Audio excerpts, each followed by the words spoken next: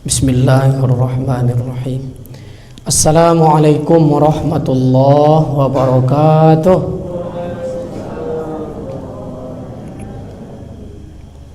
Alhamdulillah allazi ja'ala al-islam lil muslimin wal iman lil mu'minin wat taqwa lil muttaqin. Asyhadu an la ilaha illallah wahdahu la syarikalah, iyyahu na'budu wa iyyahu nasta'in. Wa asyhadu anna Muhammadan abduhu wa rasuluh al-mab'uts rahmatan lil alamin. Qala Allah ta'ala fil Qur'anil Karim wa huwa asdaqul qailin. A'udzu billahi minasyaitonir rajim. Bismillahirrahmanirrahim. Lan yanalallaha luhumuha wala dima'uha walakin yanaluhu at-taqwa minkum. Kadzalika sakhkharaha lakum litukabbirullaha ala ma hadakum wa basyiril muhsinin. Shadaqallahul azim. Amma ba'du. Bapak, Ibu, kaum muslimin muslimat yang dirahmati oleh Allah Subhanahu wa taala. Bersyukur kita kepada Allah, berterima kasih kita yang sedalam-dalamnya. Allah masih melimpahkan nikmat yang banyak, masih mencurahkan karunia yang tidak pernah berhenti. Maka mesti kita gunakan, mesti kita manfaatkan untuk sesuatu yang disukai oleh Allah Subhanahu wa taala, sehingga mudah-mudahan kita terus diberi hidayah, kita terus diberi bimbingan dan rahmat darinya. Kemudian salawat dan salam buat baginda Rasulullah sallallahu alaihi wasallam. Allahumma salli ala Sayyidina Muhammad wa ala ali Sayyidina Muhammad. Assalamu alayka ya Rasulullah. Mesti kita mencintai Nabi dengan cinta yang besar. Mesti kita rindu kepada beliau dengan porsi yang besar. Mesti kita belajar terus, belajar dan belajar tentang apa yang beliau tinggalkan dari Al-Quran dan hadis. Mudah-mudahan dengan melakukan itu, dengan terus meneladani dan mencontoh beliau, semoga nanti kita diakui oleh beliau sebagai umat, diberi syafaat, dan semoga kita diberi kesempatan oleh Allah untuk bersama Nabi di dalam surganya Allah nanti. Amin ya rabbal alamin. Yang terhormat Ketua dan segenap pengurus, yang terhormat Nenek Mama, alim ulama cerdik pandai, para bapak-bapak, ibu-ibu, kaum muslimin muslimat, para pemuda, remaja, juga mahasiswa, terkhusus Ustadz kita, Ustadz Haji Ahmad Iqbal LC, yang juga beliau bersama kita sekarang. Bapak Ibu yang dirahmati oleh Allah Subhanahu wa taala. Kita lihat masalah yang telah kita rencanakan, yaitu masalah kurban. Kurban nama lain dari udhiyah, ya. Kita sering menyebutnya dengan nama kurban. Itu dekat atau suatu ibadah yang dilakukan pada hari 10 Zulhijjah dan hari Tasyrik, ya, yaitu dengan menyembelih hewan kurban, hewan yang telah ditetapkan jenisnya, unta, kemudian sapi, ya, termasuk kerbau, kemudian domba dan kambing. Ini adalah jenis-jenis hewan yang bisa dan termasuk yang boleh dikurbankan atau didabiah bahasa awaknya, Bapak Ibu, sebagai ibadah kurban. Bapak Ibu yang dirahmati oleh Allah Subhanahu wa taala, apa hukum berkurban? Apa hikmah berkurban? Dan apa saja yang mesti kita ketahui tentang ibadah kurban? Maka insya Allah kita akan bicarakan pada kesempatan ini, Bapak Ibu yang berbahagia. Yang pertama, kita lihat dulu apa hukumnya. Menurut jumhur ulama, menurut mayoritas ulama, Bapak Ibu yang berbahagia, berkurban itu adalah hukumnya sunat muakkad, ya. Menurut sebagian lagi atau ada sedikit ulama yang mengatakan hukum berkurban itu adalah wajib. Maka Bapak Ibu yang berbahagia, kita lihat yang jumhur ulama, kita lebih cenderung kepada sesuatu yang kita berpegang kepadanya, sehingga kita lebih berhati-hati, yaitu sunat muakkad. Kenapa disebutkan sunat muakkad? Karena dalam ayat dan dalam beberapa dalil, misalnya kita lihat ayat Allah yang mengatakan masalah ini, a'udzubillahi minasyaitonirrajim, bismillahirrahmanirrahim, inna a'tainakal kautsar. Kata Allah, sungguh kami telah memberikan kepadamu nikmat yang banyak. Fasalli li rabbika wanhar, maka lakukanlah solat dan berkurbanlah. Apa solat yang setelah kita melakukan solat tersebut kita berkurban? Solat Idul Adha. Maka solat Idul Adha itu hukumnya sunat muakkad. Maka berkurbannya sunat muakkad. Bapak Ibu yang dirahmati oleh Allah Subhanahu wa taala. Ya. Maka sesuatu yang sangat dianjurkan. Rugi kita kalau sekiranya momen ini hanya 4 hari dalam setahun, kesempatan kita berkurban hanya 4 hari dalam 365 hari dalam setahun, tidak kita manfaatkan. Kalau ingin bersedekah, kalau ingin berbagi dengan makna sedekah, kapanpun bisa, ya, hari apapun bisa, bulan apapun bisa. Muharram, ya, Safar, Rabiul Awal, Rabiul Akhir, Jumadil Awal, Jumadil Akhir, Rajab, Sya'ban, ya, kemudian Ramadan, Syawal, Zulqa'dah, ya, dan Zulhijjah bisa kita bersedekah. Tapi kalau berkurban hanya 4 hari dalam setahun.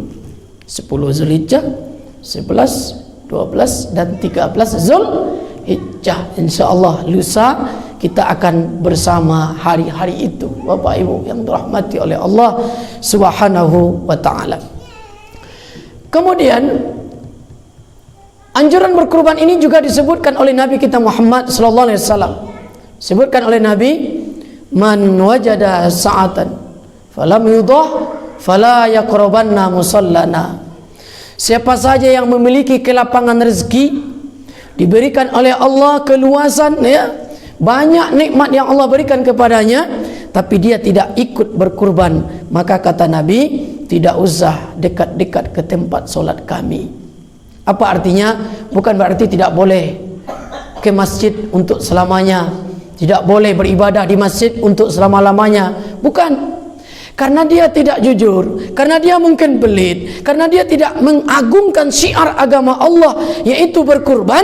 Sedangkan berkurban itu sepaket dengan solat Idul Adha, maka sebaiknya dia tidak usah saja ikut solat Idul Adha. Dia mampu, dia lapang, ya, rezeki yang Allah berikan banyak, dia materinya banyak, ya, punya uang banyak. Tapi ketika saat ini, apalagi sekarang orang banyak ekonominya menurun, usahanya terganggu, ya, bahkan banyak orang sekarang lapar, terutama daerah-daerah di Jawa sana, ya kan, yang penyekatannya ketat. Nah, kita alhamdulillah longgar, bahkan kalau di daerah kita tidak ada, alhamdulillah. Maka Bapak Ibu yang berbahagia, sangatlah dihimbau untuk ikut berkurban.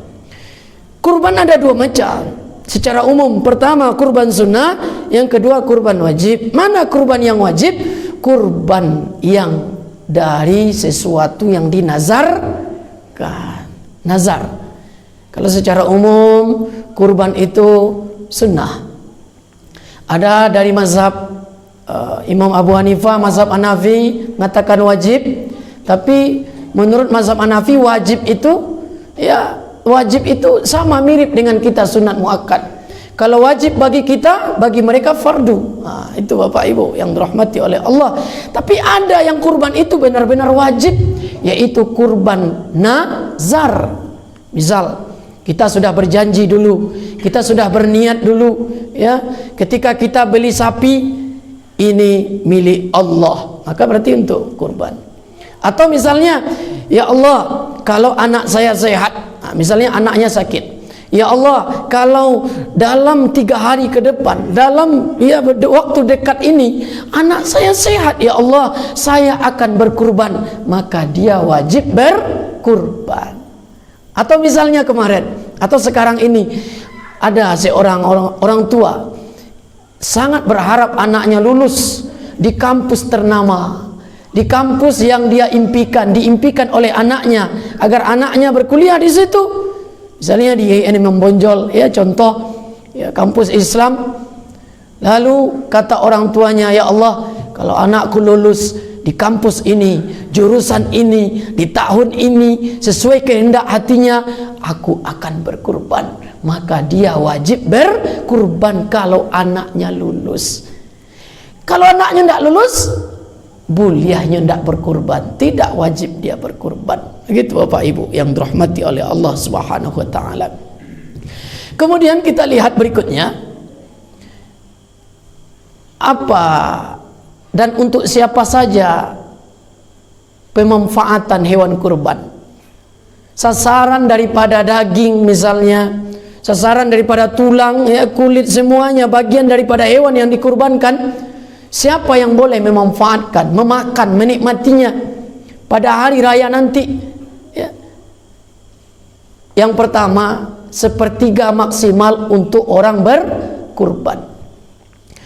Maksimal sepertiga untuk orang yang berkurban, silakan dinikmati. Tapi kalau nanti misalnya diberi panitia, kan panitia adalah wakil para pekurban, ya kan? Ya, panitia dipercayakan oleh para pekurban untuk mengurus, ya, hewannya, ibadahnya, sehingga nanti mudah-mudahan insya Allah sukses ibadah tersebut. Ternyata panitia berikan sesuai kupon yang telah dibagi, tidak sampai sepertiga, maka kita ikhlas, kita terima, kita tetap berterima kasih. Kenapa? Karena yang disebutkan maksimal sepertiga. Semakin sedikit yang kita terima, semakin banyak yang kita bagi untuk orang lain, sebagai ibadah. Alhamdulillah Bapak Ibu yang dirahmati oleh Allah Subhanahu wa taala. Sepertiga pertama untuk orang berkurban. Ternyata dia berkurban banyak, suami berkurban, istri berkurban, anak berkurban ikut, sehingga sepertiga itu ketika terkumpul dalam satu rumah, penuh kulkas. Kulkasnya sampai pintu, penuh sampai pintunya. Boleh? Boleh. Kenapa? Karena itu sudah merupakan ikut ketentuan agama kita. Kecuali dulu di zaman awal datang Islam, di zaman awal-awal ya disyariatkan kurban, di saat itu dilarang oleh Nabi menyimpan daging hewan kurban. Kenapa? Banyak orang kelaparan. Masa itu paceklik, masa itu susah ekonomi. Setelah Rami ekonomi bagus, waktu itu Nabi masih hidup, maka dibolehkan oleh Nabi untuk menyimpan. Kita makan besok, lusa, bahkan 1 pekan, 2 pekan, bahkan sebulan makan daging taruh. Kalau tidak takwi, makanlah. Pak Ibu yang dirahmati oleh Allah Subhanahu wa taala. Kemudian sepertiga kedua untuk siapa? Untuk fakir miskin, sebagai sedekah. Sebagai sedekah. Berikutnya untuk orang-orang yang kaum kerabat dan orang-orang yang termasuk mampu, untuk diberikan sebagai hadiah. Sehingga sudah tepatlah praktek dalam masyarakat kita selama ini bagaimana? Diberi kupon. Tidak ada yang tidak dapat kupon, ya kan? Masyarakat semuanya dapat. Dia berkurban dapat kupon spesial, dia tidak ikut berkurban tetap dapat kupon, semuanya dapat. Kenapa? Karena ini adalah ibadah sosial, ibadah selain dia ibadah sampai kepada Allah, dia juga ibadah merupakan hubungan baik sesama kita. Bapak Ibu yang dirahmati oleh Allah Subhanahu wa taala. Kemudian bagaimana cara pelaksanaan ibadah kurban ini? Yang mendabiahnya, yang memotongnya itu biasanya diserahkan kepada ahlinya. Jarang yang memotong ini, masing-masing hewan dipotong oleh para pekurban. Itu tidak ada apa-apa. Jarang kita temukan seperti ini. Itu mungkin tidak ada Bapak Ibu. Satu kelompok pertama, yaitu terdiri dari sapi, pemiliknya 7 pekurban. Lalu yang 7 ini mereka sepakat salah satunya yang mendabiah, memotong. Maka jarang seperti itu, tidak ada kita temukan seperti itu. Biasanya diwakilkan kepada panitia atau kepada orang yang dipilih oleh panitia, sampai kepada tukang lapah-lapah, tukang potong-potong, tukang dabiah ya, mesti pakar. Kalau tidak pakar tukang potong itu, tukang sembelih itu Bapak Ibu, banyak nanti efek buruk. Bisa jadi penyembelihannya tidak sah, ya. Padahal dalam agama kita menyembelih mesti dengan kasih sayang, mesti dengan aturannya, mesti menyebut nama Allah, mesti cepat matinya, mesti dengan golok atau pisau yang tajam, ya. Maka mesti pakarnya, mesti berani. Kadang dia tahu tapi tidak berani. Kadang dia berani, kuat keberaniannya, tapi ilmu tidak cukup, ya. Maka dia mesti diserahkan kepada ahlinya. Karena itu Bapak Ibu, bagaimana cara berterima kasih kepada para pekerja? Biasanya orang-orang yang berkurban itu biasanya tersenyum-senyum saja. Dia tidak ikut bekerja, kebanyakannya, tidak semua. Dia tersenyum-senyum saja. Kenapa? Amulah berkurban, mengapa ikut lain? Sebagian ikut juga. Maka bagaimana caranya? Apakah boleh mereka diberi upah? Apakah mereka boleh diberi rasa terima kasih karena dia membantu para pekurban mensukseskan ibadah? Diberi misalnya daging lebih, diagiah kepala, diagiah kulit untuk dia semuanya, dilebihkan tulang untuk dia semuanya, itu dijadikan sebagai upah. Boleh tidak? Ini banyak terjadi di sebagian masyarakat, ya.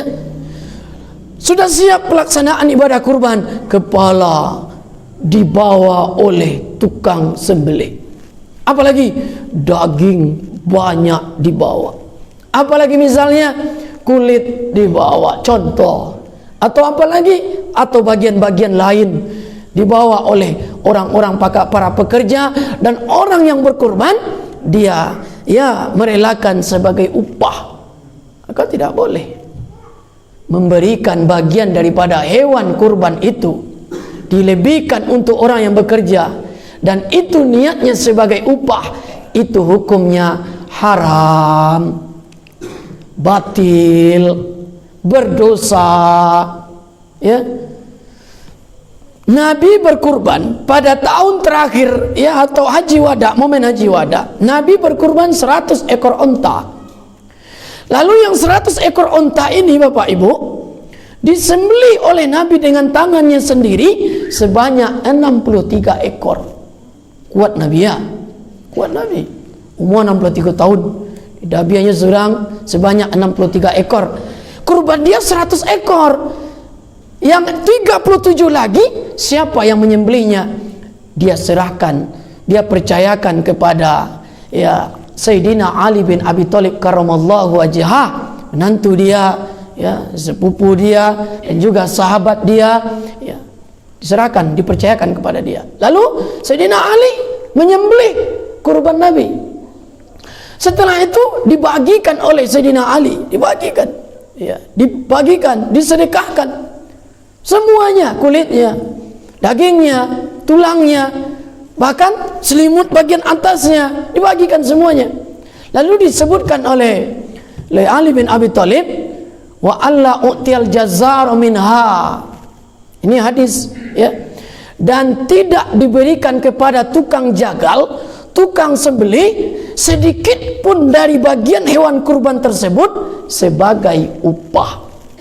Tidak ada diberikan daging sebagai upah, tidak ada diberikan kepala sebagai upah, tidak ada diberikan kulit, tulang sebagai upah.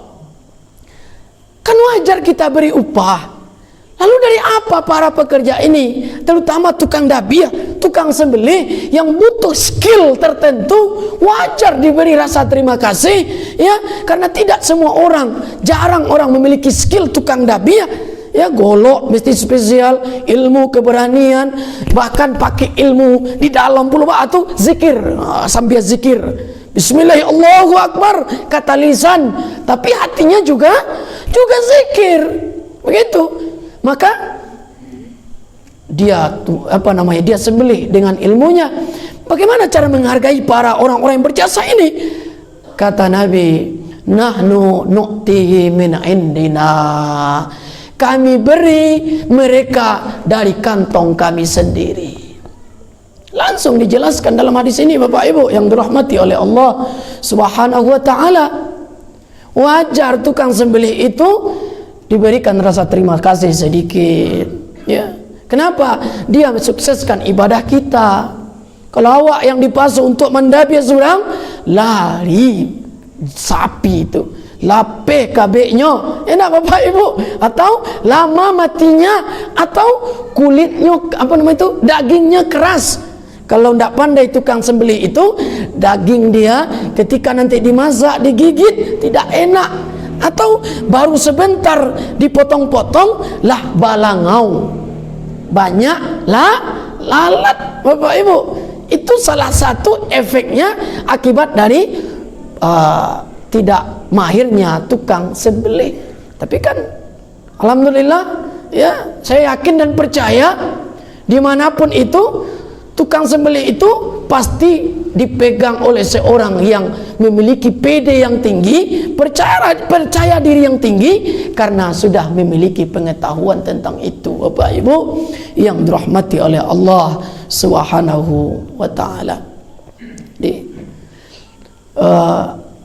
Yang seperti kata disebutkan oleh Nabi itu mesti disepakati oleh para pekurban dan panitia. Panitia itu adalah orang yang diberi kepercayaan oleh para pekurban. Maka tidak layak para pekurban misalnya menyalahkan panitia. Kalau ada yang disalah-salahkan, maka berarti tidak tuntas rapatnya di awal. Itu tidak tuntas musyawarahnya di awal. Maka biar nanti tidak ada salah menyalahkan, tidak ada nanti saling yang merasa terkecil hati, maka mesti disepakati. Alhamdulillah, panitianya seorang ulama, seorang ustadz, ya, dipanggil, materinya disampaikan sesuai dengan kebutuhan, nanti mungkin disampaikan lagi, dimusyawarahkan lagi. Maka itu adalah sesuatu yang sangat bijaksana Bapak Ibu yang dirahmati oleh Allah Subhanahu wa taala. Lalu kulitnya bagaimana? Kulit sapi tipis, tidak seperti kulit kerbau. Ya, kalau dibagi per kakak, apalagi per kepala, akan sedikit masing-masing orang mendapatkannya. Kalau diolah, mana mungkin mau orang mengolah, sudahlah tipis sedikit pula, mau dijadikan apa? Maka biasanya kalau dipaksakan dibagi, akan dibuang ke tong sampah, ya kan Bu? Akan busuk lingkungan masyarakat. Kenapa? Bau bangkai kulit sapi. Bagaimana? Banyak orang tidak mau mengolah. Bagaimana caranya agar ini bisa dimanfaatkan? Maka diserahkan kepada orang yang berhak menerimanya. Siapa yang berhak menerimanya? Fakir miskin. Apakah harus diserahkan kepada mereka berbentuk kulit itu? Ya, kalau mereka mau silakan. Kalau mereka nggak mau bagaimana? Boleh diwakilkan lagi oleh para fakir miskin ini kepada panitia. Panitia lagi-lagi menjadi wakil untuk memanfaatkan kulit, bisa untuk misalnya beli buik untuk penggandang, untuk alat untuk memberitahu masyarakat itu, bisa untuk halal bermanfaat, ya, atau kalau tidak ada yang memanfaatkan, dijual.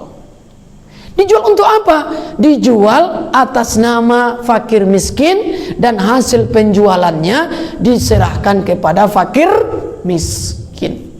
Bukan untuk beli sajadah, bukan untuk contoh, ya, bukan untuk beli lampu-lampu masjid, contoh, bukan untuk beli sesuatu yang itu tidak tidak menjadi milik daripada fakir miskin. Bapak Ibu yang dirahmati oleh Allah Subhanahu wa taala. Jadi berkurban ini banyak hal-hal yang mesti kita ketahui di dalamnya. Berkurban kita hanya diminta untuk, ya, memberikan sesuatu yang sebagian dari apa yang Allah berikan kepada kita, yang itu mungkin ringan bagi kita. Berbeda dengan apa yang disyariatkan, apa yang diperintahkan kepada Nabi Ibrahim alaihissalam. Untuk beliau benar-benar disuruh untuk menyembelih anaknya, iya kan Bu? Beliau benar-benar disembelih untuk menekankan golok ke leher anaknya. Benar-benar. Kata Nabi Ibrahim, ya bunayya, anakku sayang, ini ara fil manam, aku bermimpi. Ayah bermimpi nak. Kalau Rasul bermimpi itu wahyu. Kalau kita bermimpi itu bunga tidur. Bisa iya, bisa tidak. Ini ara fil manam anni azbahuka fanzur maza tara. Nak, ayah bermimpi. Nak, ayah dapat wahyu nak, bahwa ayah mesti menyembelihmu nak. Fanzur maza tara. Tolong nak pikirkan apa pendapatmu nak. Qala ya abatif'al. Nabi Ismail alaihissalam yang masih kecil, baru memasuki usia remaja, dia menjawab apa kata ayahnya. Ayah Rasul, anak Rasul. Ayah, lakukan ayah. Satajiduni insyaallah minas sabirin. Insyaallah ayah akan dapati aku sebagai anak yang sabar. Maka golok itu benar-benar diasah. Sudah tajam, masih diasah. Untuk apa? Agar anaknya tidak merasakan sakit yang bersengatan, tidak merasakan sakit yang berarti ketika nanti disembelih, benar-benar disembelih. Lalu benar-benar ditekankan golok itu. Tapi Allah sudah melihat kepatuhan itu, Allah sudah melihat ketaatan itu, dan Allah sudah menganggap itu sesuatu lulus ujian, lolos ujian. Nabi Ibrahim telah melakukan perintah Allah, maka bukan anak, bukan membunuh yang disuruh, bukan mengorbankan anak yang diperintahkan, tapi mematuhi Allah, mematuhi perintah Allah lah yang disuruh, Bapak Ibu. Maka digantilah anak itu, Nabi Ismail itu diganti dengan seekor kibas yang besar, dibawa oleh malaikat Jibril, diganti dengan seekor domba besar. Lalu itu yang disembelih. Kita tidak suruh menyembelih anak, kita tidak suruh mendapiah anak, tidak akan mampu, tidak akan kuat, tidak akan Bapak Ibu, tidak akan sabar, maka kita hanya disuruh berkurban dengan cara mengikhlaskan sebagian dari apa yang Allah berikan kepada kita. Tapi mesti ikhlas, mesti hanya karena Allah. Jangan karena tetangga tuh ekonominya di bawah saya, dia berkurban, masa saya tidak berkurban? Sorry ya, maka ini tidak ikhlas. Masa iya tetangga otonyo apanza second ambu pajero sport, masa iyo berkorban awak indah, maka ini tidak ikhlas Bapak Ibu yang dirahmati oleh Allah. Masa iyo kasihnya abu kabit, masa amu tidak berkorban, maka ini tidak ikhlas. Maka kata Allah, la yanalallaha luhumuha, tidak akan sampai kepada Allah daging hewan yang dikurbankan, wala dima'uha, tidak akan sampai kepada Allah darah hewan yang dikurbankan, walakin yanaluhu taqwa minkum, yang sampai kepada Allah adalah kurban atas dasar takwa. Bapak Ibu, mengagungkan syiar agama Allah dengan cara berkurban. Mungkin sekarang masih dibuka, mungkin tidak tahulah, tanya sama panitia. Sekarang H-1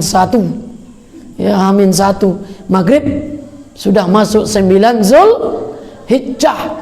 Maka sekarang H-1, nanti 10 Zulhijjah siap sholat, biasanya dianjurkan langsung. Tapi kalaupun ada misalnya kendala atau di tempat lain ada alasan tertentu tidak langsung disembelih hewannya, masih boleh 11 Zulhijjah, 12 Zulhijjah, 13 Zulhijjah, 10, 11, 12, 13 ini Idul Adha, haram berpuasa. Jadi bila yang sunat puasa besok. Kenapa haram berpuasa? Karena ini hari kemenangan, hari makan.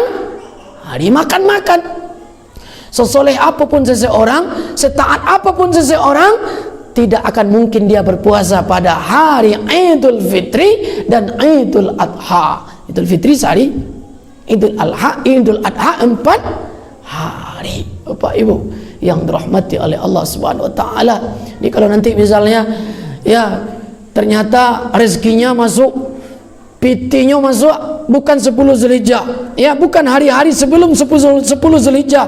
Ternyata di 11 Zulhijjah datang rezeki nomplok, durian runtuh. Apa tuh? Datang piti masuk puluhan juta. Lalu dia kemarin belum berkurban, dia ingin ikut berkurban. Apakah masih boleh? Boleh. Hubungi Ustadz Iqbal. Bapak Ibu yang dirahmati oleh Allah Subhanahu wa ta'ala. Nah, itu mungkin materi yang saya sampaikan. Mungkin bisa dilanjutkan dengan diskusi, karena tadi kita dengar dari Ustadz acara lumayan, ya. Ada nanti penyampaian dari salah satu mahasiswa mungkin, atau kita diskusi dulu, ya Ustaz. Nah, mungkin itu saja dulu materinya.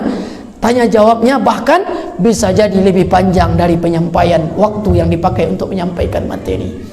Itu saja Bapak Ibu, terima kasih, mohon maaf ya. Assalamualaikum warahmatullahi wabarakatuh.